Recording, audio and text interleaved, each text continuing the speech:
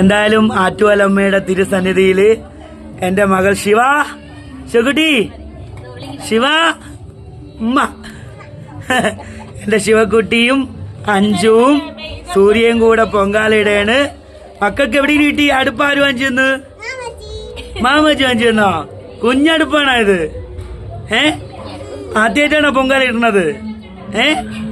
തീ നീക്കി വെച്ചോ. തീ നീക്കണ എവിടെ? അച്ഛനെ നോക്ക്, അച്ഛനെ നോക്ക്. ശിവക്കുട്ടി ആദ്യമായിട്ടാണോ പൊങ്കാല ഇടണേ? തൊഴുതോ മക്കള്? പൊങ്കാല പൊങ്ങിയാ?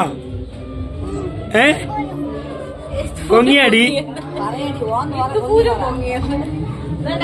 അപ്പൊ കുഞ്ഞു കലത്തില് ശിവക്കുട്ടി പൊങ്കാല ഇട്ടു.